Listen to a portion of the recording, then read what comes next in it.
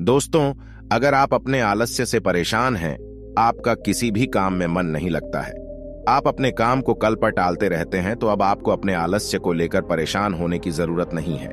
दोस्तों, आज हम आपके लिए जो कहानी लेकर आए हैं, इस कहानी के माध्यम से आप अपने आलस्य से बहुत जल्द छुटकारा पा सकते हैं। इसलिए इस कहानी को आराम से और शांति से सुनें। यह कहानी आपके लिए बहुत फायदेमंद होगी। कहानी शुरू करने से पहले आप हमारे चैनल को सब्सक्राइब जरूर कर लें। एक बार एक आलसी व्यक्ति ने गौतम बुद्ध से कहा, मुनिवर, मैं बहुत आलसी हूं, जिसके कारण मैं अपने जीवन में जो करना चाहता हूं वह नहीं कर पाता, इसलिए मुझे कोई रास्ता बताएं। बुद्ध ने उस आदमी से पूछा, क्या तुम मानते हो कि तुम आलसी हो? तो उस व्यक्ति ने बुद्ध से कहा, हाँ मुनिवर, सिर्फ मैं ही नहीं बल्कि मेरे पूरे गांव के लोग कहते हैं कि मैं आलसी हूं। बुद्ध उस व्यक्ति से कहते हैं, लेकिन क्या आपके पास कोई सबूत है कि आप आलसी हैं? उस व्यक्ति ने उत्तर दिया, हाँ। तब गौतम बुद्ध उस व्यक्ति से पूछते हैं, क्या आपके पास इसका कोई सबूत है?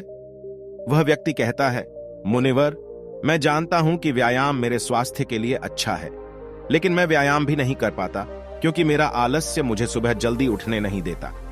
बुद्ध ने कहा, लेकिन क्या तुम्हें पता है आलस्य क्या है? उस व्यक्ति ने कहा, मुझे नहीं पता कि आलस्य क्या है, लेकिन जो भी है वह बहुत बुरा है। बुद्ध ने कहा, सबसे पहले तुम्हें यह समझ लेना चाहिए कि जो भी चीज प्राकृतिक रूप से उसका कुछ न कुछ उपयोग होता है वह बुरा नहीं होता है, या अच्छा आलस्य एक भावना है। यह एक विचार है जो हम अनजाने में खुद से पैदा करते हैं। आदमी ने पूछा, लेकिन यह कैसे है? मुनिवर, तो बुद्ध ने कहा कि आलस्य पैदा होता है।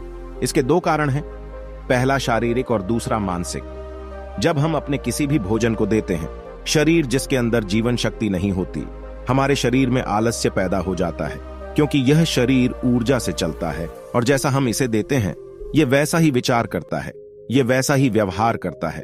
हमारे शरीर के अंदर आलस्य का एक और कारण गलत तरीके से बैठना है, गलत तरीके से सोना और गलत तरीके से चलना। हम कभी इस बात पर ध्यान नहीं देते कि हमारा बैठना, लेटने और सोने की स्थिति सही है या नहीं। अगर हम बौद्ध भिक्षुओं को देखें तो पाएंगे कि वे कब बैठते हैं, उनकी रीढ़ की हड्डी बिल्कुल सीधी होती है। जब वे सोते हैं तो उनके शरीर के किसी भी हिस्से पर कोई दबाव नहीं पड़ता है, और जब वे चलते हैं तो उनके शरीर के किसी भी हिस्से पर कोई दबाव नहीं पड़ता है। उनके दो कदमों के बीच एक लय होती है। शारीरिक स्तर पर आलस्य का तीसरा कारण सुबह जल्दी न उठ पाना है। यह सुनकर व्यक्ति कहता है, हाँ मुनिवर, मैं सुबह जल्दी नहीं उठ पाता। यह सुनकर बुद्ध मुस्कुरा देते हैं और कहते हैं कि आप सुबह जल्दी उठ सकते हैं। जब आप रात को सोने का सही समय निर्धारित करते हैं तो हर व्यक्ति को अनुशासन का पालन करना पड़ता है, क्योंकि अनुशासन हमारे जीवन में संतुलन लाता है। ज्यादातर लोग अनुशासन को बुरा मानते हैं क्योंकि उन्हें अनुशासन का एहसास होता है, उन्हें बांधता है। जबकि सच तो यह है कि अनुशासन हमें बांधता नहीं है बल्कि मुक्त करता है। तब व्यक्ति बुद्ध से पूछता है, लेकिन हमें इसकी शुरुआत कहां से करनी चाहिए, जैसे ठीक से खाना, बैठना या लेटना, सुबह जल्दी चलना आदि। बुद्ध कहते हैं कि आप इस समय जो भी कर रहे हैं उसे अभी से शुरू करें, इसे ध्यान से करें। पहले आप मन के स्तर पर आलस्य को समझें, अन्यथा अधिकांश स्थितियों में मन ही है जो शरीर के कारण आलस्य पैदा करता है, क्योंकि मानसिक आलस्य का पहला कारण हमारी पुरानी गलत धारणाएं हैं। हमें लगता है कि हम ऐसा करने में सक्षम नहीं थे, पिछली बार भी ऐसा ही किया था, इस बार भी हम ऐसा नहीं कर पाएंगे। जब हम खुद को सक्षम नहीं मानते हैं तो आलस्य अपने आप ही हम पर हावी हो जाता है। दूसरा कारण है छोटे और आलसी लोगों का साथ देना। कभी कभी ऐसा होता है कि आलस्य हमारे अंदर नहीं होता है, लेकिन दूसरे लोगों की वजह से हमारे अंदर आ जाता है। ऐसा होता है क्योंकि हम आलसी लोगों की संगति करते हैं।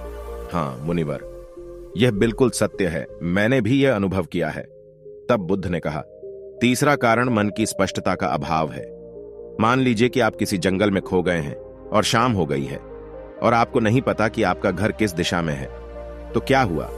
क्या आप आलसी होकर लेटे रहेंगे या अपने घर की तलाश में कोई रास्ता खोजेंगे? उस व्यक्ति ने कहा कि मैं बाहर जाऊंगा घर की तलाश में। तभी उसने कहा, अगर बहुत कोशिश करने के बाद भी तुम्हें घर का रास्ता न मिले तो तुम क्या करोगे? उस व्यक्ति ने कहा, मैं अभी भी इसे ढूंढता रहूंगा, क्योंकि मेरे पास कोई दूसरा विकल्प नहीं होगा।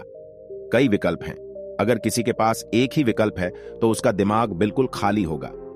यदि आप व्यायाम नहीं कर पा रहे हैं तो इसका कारण आपके मन में स्पष्टता की कमी है, जिसका आपको भविष्य में सामना करना पड़ेगा। उन रोगों से होने वाली बीमारियां आपको दिखाई नहीं देती, आप उन बीमारियों से होने वाले दर्द को महसूस नहीं कर सकते। आगे गौतम बुद्ध ने कहा कि आलस्य का चौथा कारण यह है कि कोई भी काम करने में मन नहीं लगता। मान लीजिए आप सड़क पर कहीं जा रहे हैं और काफी दूर चलने के बाद आप थक जाते हैं और चलने का मन नहीं करता। ऐसा तब हो रहा है जब आप किसी शेर को अपने पीछे भागते हुए देखते हैं। तो क्या ऐसी स्थिति में भी आप अपने आलस्य के कारण वहीं रुकेंगे? नहीं नहीं, तो समझ लीजिए कि आलस्य आपको वह काम करने से रोकता है जिसे करने का कोई बड़ा कारण नहीं है। तब उस व्यक्ति ने बुद्ध से कहा, धन्यवाद मुनिवर, अब मुझे आलस्य का पूरा खेल समझ में आ गया है। भगवान गौतम बुद्ध उस आलसी व्यक्ति से कहते हैं, मेरी एक बात हमेशा याद रखना, जहां स्पष्ट हो या कोई काम करने का कोई बड़ा कारण हो, वहां कभी आलस्य नहीं हो सकता। दोस्तों, आलस्य मनुष्य का सबसे बड़ा शत्रु है, क्योंकि आलस्य जीवन में कभी भी प्रगति नहीं कर सकता। चलो, आलस्य मनुष्य को इतना निकम्मा बना देता है कि उसे परिश्रम से घृणा हो जाती है और वह सदैव आराम की अवस्था में ही रहना चाहता है। इसके लिए मेहनत के चश्मे की जरूरत होती है, जो आलसी व्यक्ति के पास नहीं होता। आलसी व्यक्ति को आलस्य दिन ब दिन अपनी चपेट में लेता जाता है, जिसके परिणाम स्वरूप वह दिन ब दिन मेहनत से भागने लगता है। मेहनत ही खत्म हो जाती है। शत्रु ने आलस्य कहा, नमक सिर्फ दोस्त हो सकता है, इसके अलावा इसे खत्म करने का कोई रास्ता नहीं है। मेहनत से दोस्ती करने के बाद यह दुश्मन अपने आप खत्म हो जाता है। मेहनत ही सफलता की कुंजी है। इस बात को केवल एक मेहनती व्यक्ति ही समझ सकता है, क्योंकि वह कड़ी मेहनत के महत्व को अच्छी तरह से जानता है।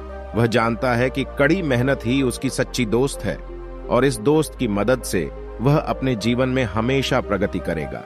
वह उस काम को छोड़ने की बजाय दोबारा और अधिक मेहनत से प्रयास करता है और तब तक कोशिश करता है जब तक वह उस काम को करने में सफल नहीं हो जाता।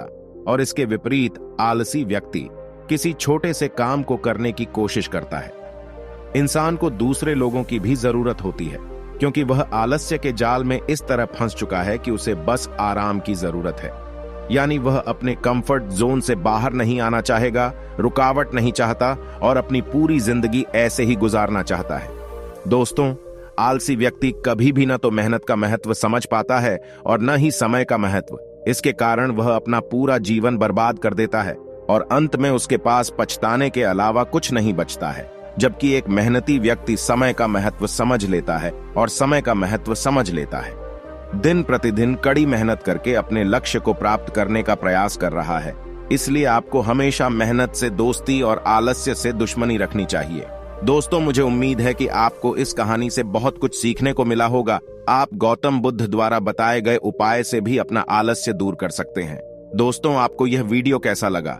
कृपया हमें कमेंट बॉक्स में कमेंट करके जरूर बताएं और इस वीडियो को लाइक करें और अपने दोस्तों के साथ ज्यादा से ज्यादा शेयर करें। और ऐसी ही ज्ञानवर्धक और प्रेरणादायक कहानियों के लिए हमारे चैनल बुद्धा वाइज वर्ड को सब्सक्राइब करें। मिलते हैं अगले वीडियो में, तब तक के लिए धन्यवाद।